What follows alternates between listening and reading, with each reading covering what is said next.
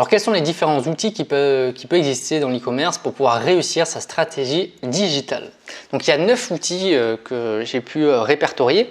Donc le premier outil, c'est ce qu'on appelle l'ICRM. Donc l'ICRM, donc dedans vous avez CRM, c'est Customer Relationship Management.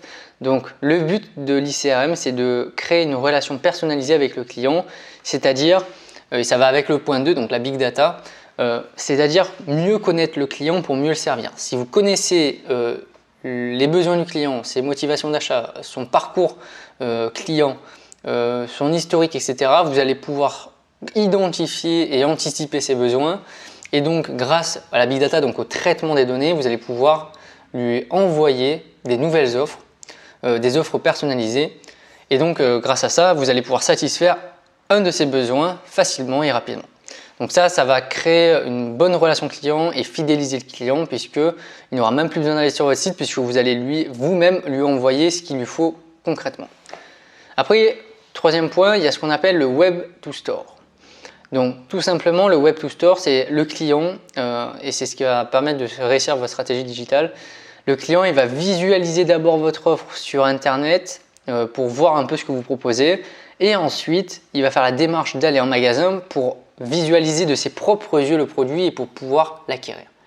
C'est un peu la démarche inverse du Web in Store qu'on a en 4. C'est un peu la digitalisation des points de vente, c'est-à-dire que là, cette fois-ci, le client dans le Web in Store, il va être dans le magasin, il va voir un produit et il va le commander pour se le faire livrer chez lui. Donc ça, c'est très utilisé pour tous les produits d'ameublement ou les produits lourds, justement, où on ne va pas pouvoir le prendre et le véhiculer justement dans notre voiture puisqu'il est trop encombrant, donc on va se le faire livrer chez nous.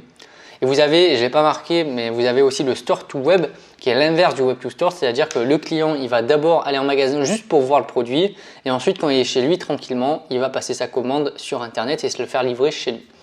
Donc ça, c'est des techniques justement utilisées, des comportements de consommateurs et donc il faut mettre en pratique tout ça pour pouvoir justement capter un maximum de clients. Cinquième outil que vous pouvez utiliser pour développer votre stratégie digitale, bien sûr, c'est le Click and Collect. C'est-à-dire que vous allez mettre en place un drive en quelque sorte, c'est-à-dire que le client, ça se rapproche beaucoup du drive tout simplement, c'est-à-dire que le client il va commander sur Internet, sur votre site marchand et il va se le faire retirer en point relais ou directement dans votre magasin qui est à l'accueil ou dans un drive carrément pour pouvoir récupérer sa commande.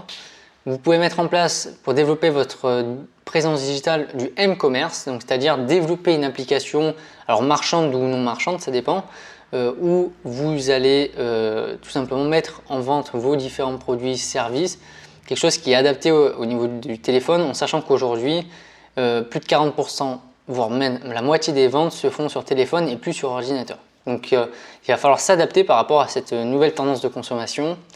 Vous avez aussi les applications mobiles.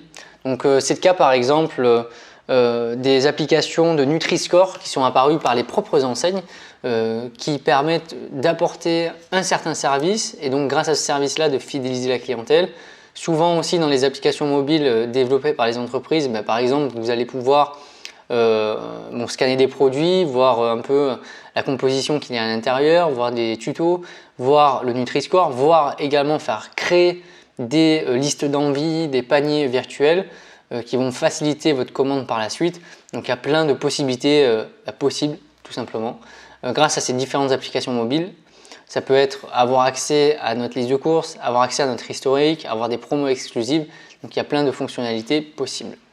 Après, en 8e point, vous avez ce qu'on appelle le géofencing. Moi, j'ai jamais trop été touché par ça. C'est tout simplement, donc dans géofencing, il y a géo, donc forcément c'est avec des distances, c'est dans un périmètre. C'est-à-dire que les entreprises vont envoyer des notifications aux clients qui vont se situer dans un périmètre du magasin. C'est-à-dire que bien sûr, on va vous envoyer une notification et vous demander si vous autorisez justement le géofencing. Donc il faut demander l'autorisation au client, bien entendu, sinon on est dans de la prospection commerciale abusive. Donc là, dès que vous allez vous approcher du point de vente, par exemple à 5 km ou 10 km, ça dépend du rayon que l'entreprise aura mis, vous allez recevoir une notification sur une offre promotionnelle en cours par exemple, ça se fait beaucoup, pour pouvoir vous attirer dans le point de vente et vous dire vous passez pas très loin du magasin et vous dire tenez, on vient toujours de recevoir la nouvelle collection, vous pouvez venir nous voir par exemple. Et donc là, le but c'est d'orienter le client directement au magasin. Et vous avez le social commerce. Donc tout simplement, c'est mettre en place une stratégie digitale sur les réseaux sociaux. Donc l'utilisation d'une page Facebook, d'une chaîne YouTube par exemple, d'une page Instagram ou de faire appel à des influenceurs pour pouvoir développer sa marque, son image de marque et vendre forcément plus de produits.